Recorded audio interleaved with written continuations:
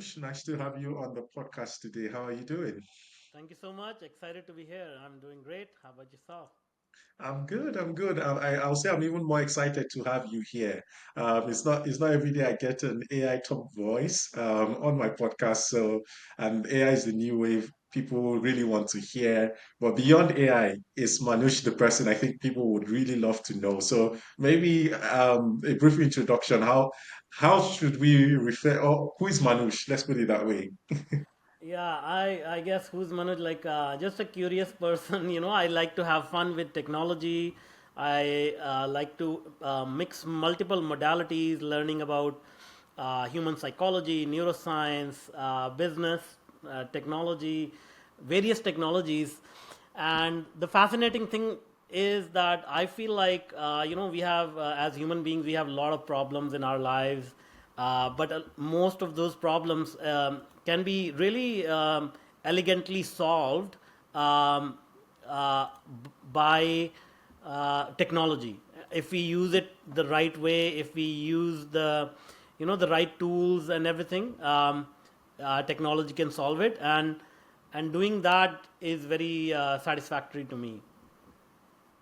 So, and when would you say, when did you notice this flair for technology, right? One is having a human problem, the other is using technology to solve it. And at what stage in your life would you say you realize that you're someone drawn to not just the psychological part of things, but really leveraging technology to solve human problems? Yeah.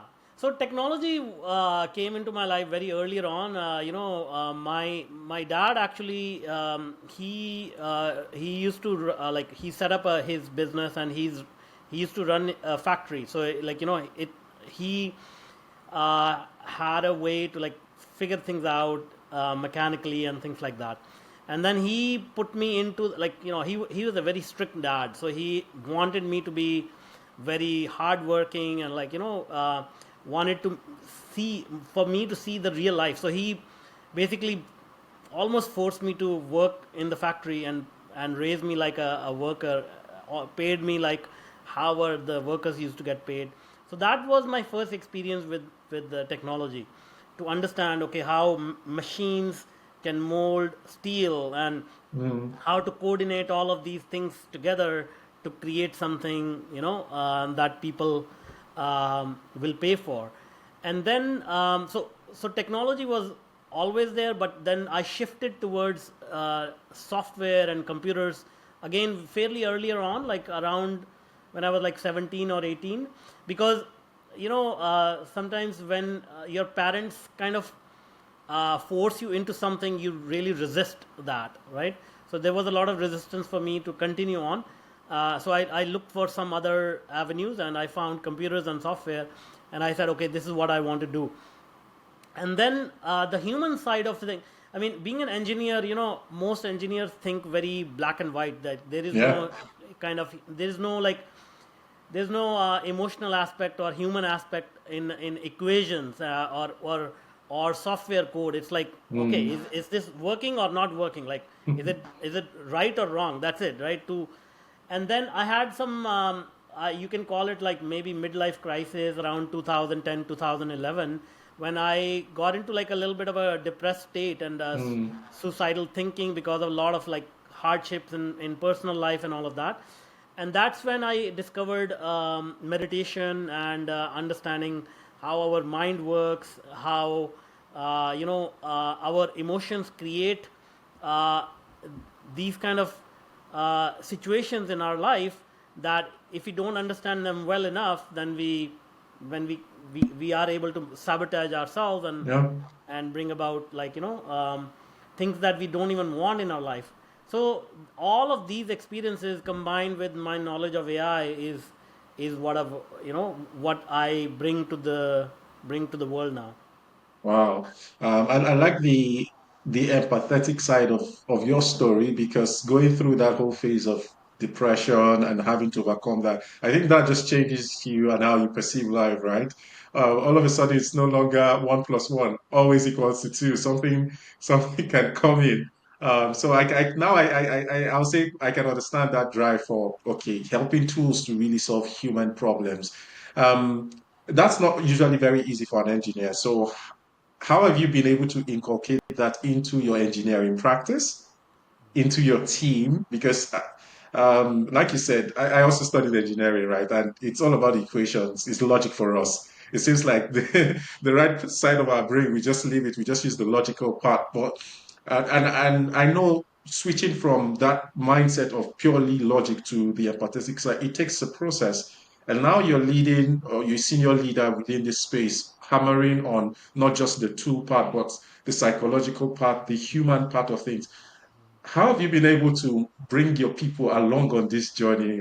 How easy has it been, or how stressful has it been to Well, do that? I mean, I think at the end of the day, a couple of things. One is meditation is the key. One, I recommend it to everyone Mm, to meditate because uh, all fundamentally you start to understand life that every human being is a good person, no matter what they do in life or how their intentions are good. They mean well, but they are just reacting to the situation outside. yeah, So once you understand this, you become self-aware about your own emotions, about your own thoughts and reactions, and then you can also become sensitive towards other people's emotions and become more curious. So because in as an engineer you are trained to have answers. Okay, this is a problem. Okay, find a solution, and you yeah, find the solution. But once you understand that it's less about your answers but more about asking the right questions about other people, then your whole perspective changes. So rather than yeah. me sitting here sharing, okay, this is the answer to your problem, this is the answer to your problem, I can sit here and say, okay, help me understand what you're trying to do. What are your objectives? How will you get there? So you ask more questions and you listen Yeah. more. So that listening helps you to lead the people, understand the people, not only understand the people, but understand yourself. Because as you're listening, you're also digesting that information and saying, oh, how does that relate to my own experience? How does that alter my understanding of the world? What is it that something new I'm gaining from this conversation? So, for example, in this conversation itself, like as you're asking me these questions and I'm answering, even though I'm not asking the question in this case, but I'm understanding where you are going with this, what your Yeah. experience has been, and how it overlaps with mine. And so it's an exchange of these ideas that really helps, to share the knowledge plus also increase your own knowledge. So profound. In fact, just listening to you talk, I'm now picturing the AI world as well, right? Where AI gets to do a lot of the logical stuff for us, solve the problem.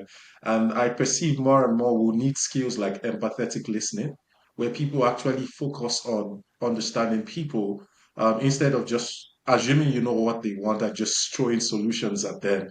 From your practice as an AI expert, is this something you also see? And are there some other non-technical skills you feel will become more prominent as we go through this evolution? Absolutely, absolutely, absolutely. This is the key message. Non-technical, soft skills, emotional intelligence, these type of things are going to be the most valuable qualities of tomorrow. Okay, not only tomorrow, even today, but definitely tomorrow more so. Because what will happen is, if you think about it, our current economy, our current capitalist society is based on logical mind. Meaning, if you are smart to come up with impactful solutions, then you get the big bucks, you Yeah. get the big titles. You can rise up in society. And now, so ChatGPT today, for example, any major AI platform, their IQ level is about 150 today, right now, and Einstein had an IQ of about 170. And Oh. by the end of this year, all these AI platforms are expected to have an IQ of about 1,500. Ooh. Okay. Yeah. So the intelligence is not the differentiating factor anymore. The differentiating factor is, okay, your ability to ask the right questions. So let's say you're providing a service or you're creating a product. AI will be able to do most of the heavy lifting for you. But if you don't know what you are creating, what you're producing, what people want from you, AI is not going to be able to help you, right? So that Yep. emotional intelligence, that component of understanding other people, is going to be the key skill moving forward.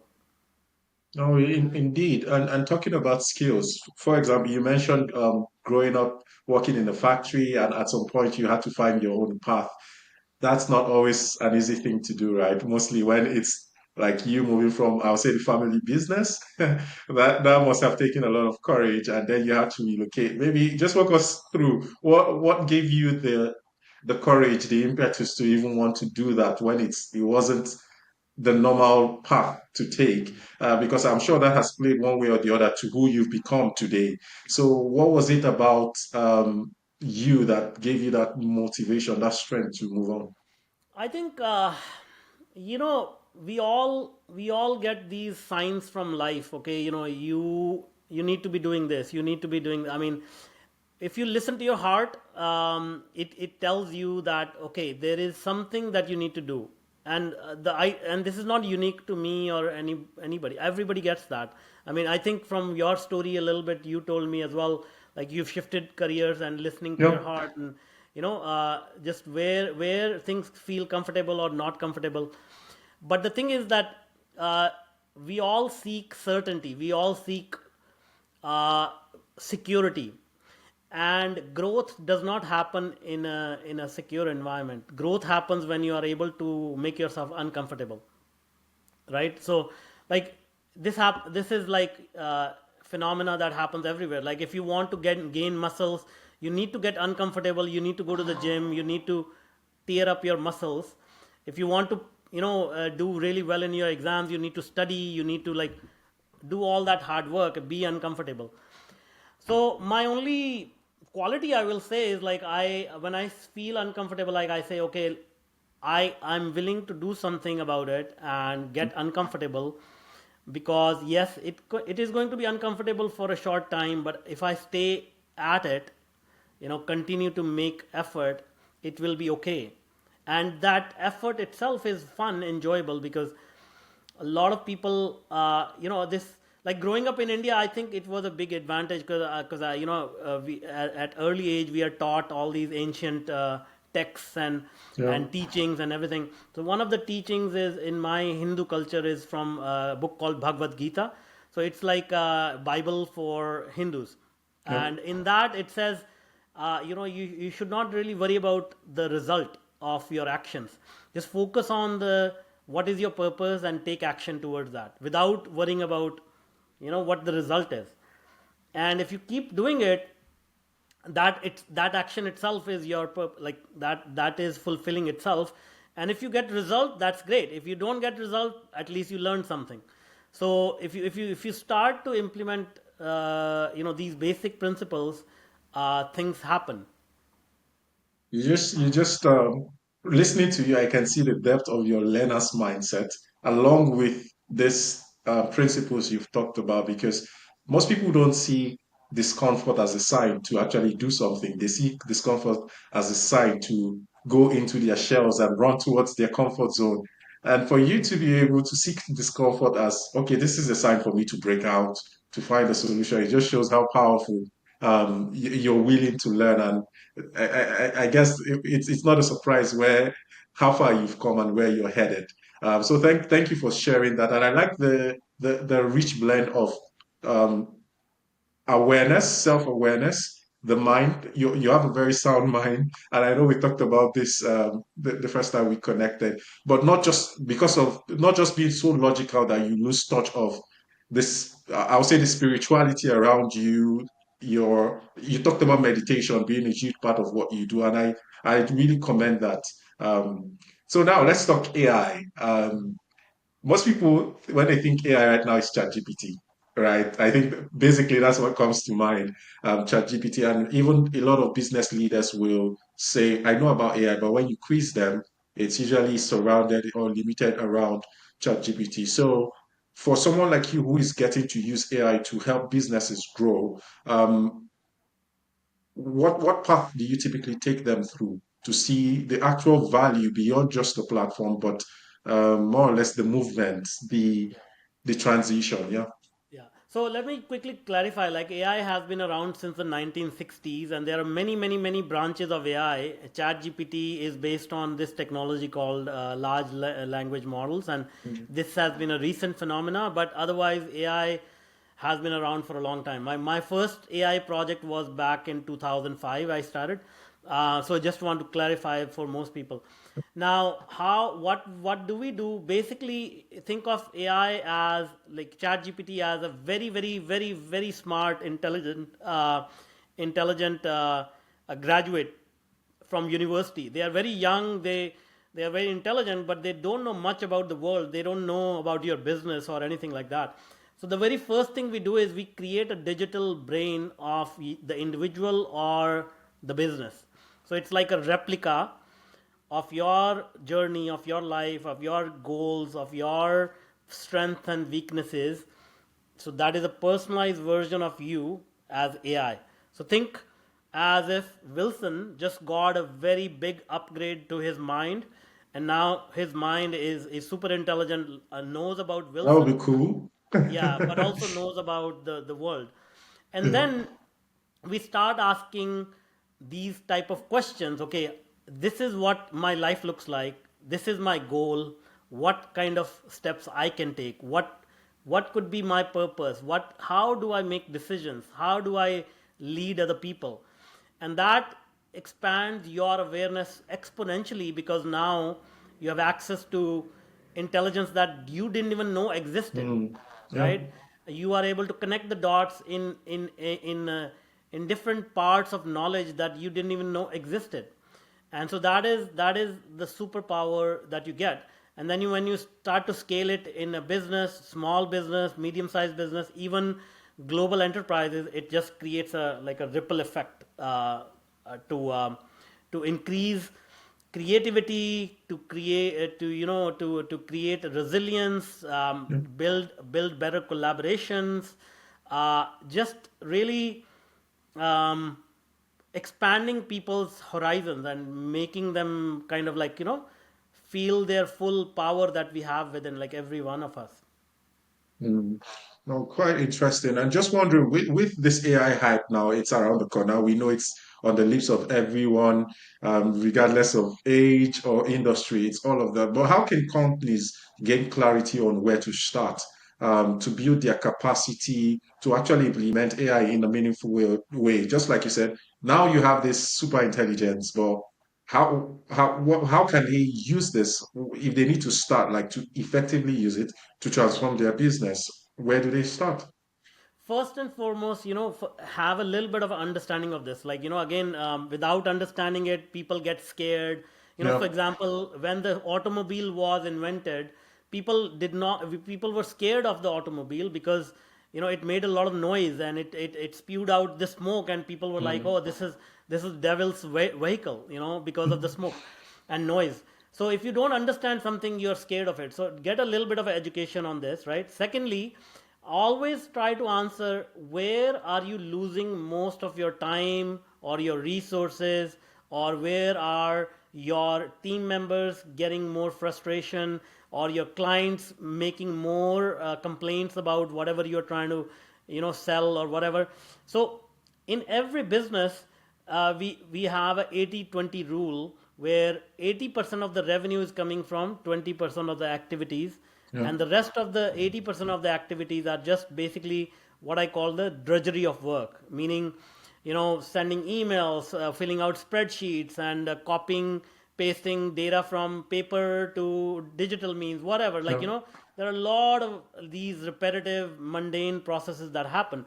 So the key to start is look at that 80% of the fat you can cut out, and start taking steps towards that. And the last thing I will say is, have some sort of a strategy. Have a little bit of a roadmap to say, okay, in 6 months this is where we want to be, in 12 months this is where we want to Mhm. be. Have some KPIs that track, are you going in the right direction or not. Like, if you just throw something on the wall and say, okay, let's see how it sticks, that's not a good strategy.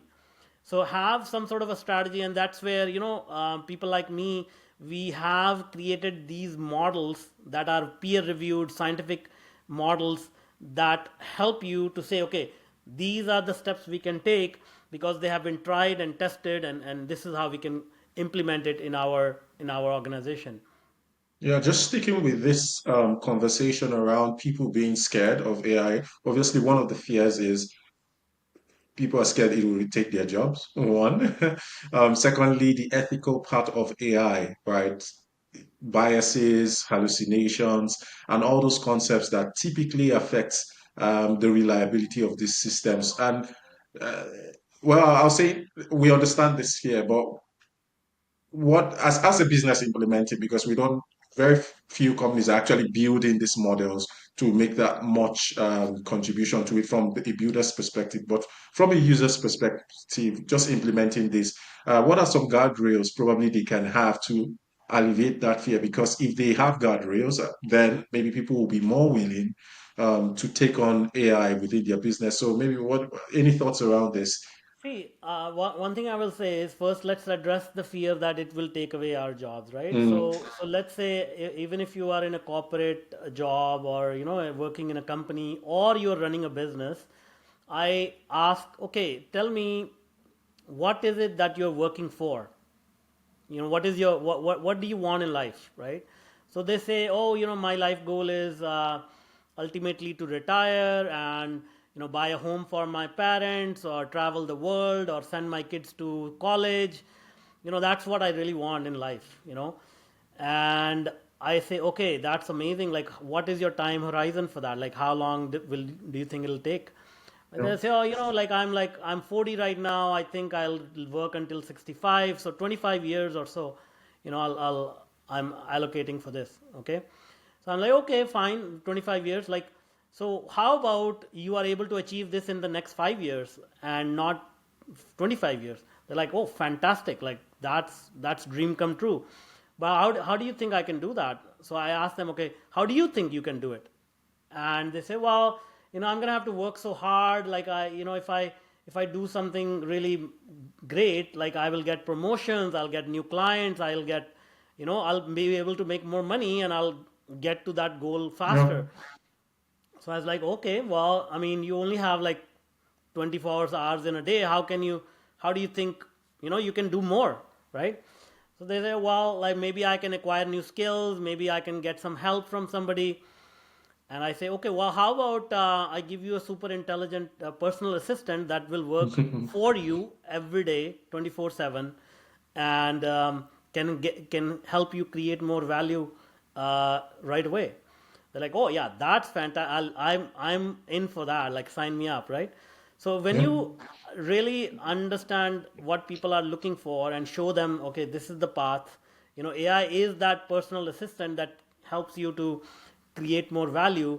And it's not about your job going away. It's about how you want to accelerate your uh, your end goal, like whatever you're trying to achieve. So the choice is yours. But once you understand what this is and how it is going to help you, then the friction goes away. You know, um, and then you asked me second part of the question. Can you remind me what the second part of the The question was? ethical part, Yeah, ethics around okay. AI. Yeah, this is a very interesting topic for me, okay, because I study humans as well as technology. And the funny thing is, a lot of people talk about biases and ethics, right? But when I ask them, do you have any bias in yourself, Mm. right? Yeah, yeah. And I say, okay, have you lied in today, like today, or in the last week or last month? Have you done something that is not 100% ethical in your opinion? And if they are completely honest, they think for a few minutes, they say, yes, I've done it, right? So it's always easy to point a finger at something else because AI is a reflection of humanity. All right. So Wow. it is going to have ethics dilemmas. It is going to have biases because it's a true reflection of humanity. So the question is not, hey, how are we going to remove bias in AI? The question is, how are we going to remove bias in us? And then AI will start to reflect that. Wow, that is so powerful. I don't think I've ever thought about it that way, right? And true, we just keep pointing at AI as is. Well, some people will make the argument that they are trying on the human side and they are scared that AI might slow that down because with the models in which they were currently built are built on probably some biases. And now it's like the world is trying to move in this direction. And but with people depending so much on AI, it's like keeping them stuck in what it was. But I guess with the current updates that are always going on, you're correct. If humans do better, AI will naturally move and do better as well. Thank you for sharing that. I found that really satisfying just hearing you talk about that right now. Now let's talk business and helping organizations. So going through your profile with some of the things your company has done, it has even helped some startups grow to IPO and help like Fortune 5 exec also increase their income. What level of commitment do you think is required from them? Because one thing is you have the expertise, but just you trying to do that might not yield that. So, what level of commitment is needed on their end, and how do they model themselves in a way that they accept the help you're offering to do things in this way like that fast? I think I saw one of the success stories you put out there, like in less than 5 years, a company really scaling that much. A lot of companies will want to do it. A lot of companies will try to do it. So what is that distinguishing factor between those you've worked with that you worked for and those who probably will find it difficult to get the same But results? at a smaller level, like at a personal level, maybe 2-3 hours a week is all you need to get started. Mm, And as you scale, as you go high, like as your company organization, depending upon the complexity, it could take. I mean, at the end of the day, look, AI is not like a tool or a technology that that we just use once, or it's a lifelong marathon now. It's not like a sprint. Like it's like so no like I'll share a couple of quotations with you. The CEO of Google, his name is Sundar Pichai. He yeah, has said publicly, AI is more impactful than fire or electricity.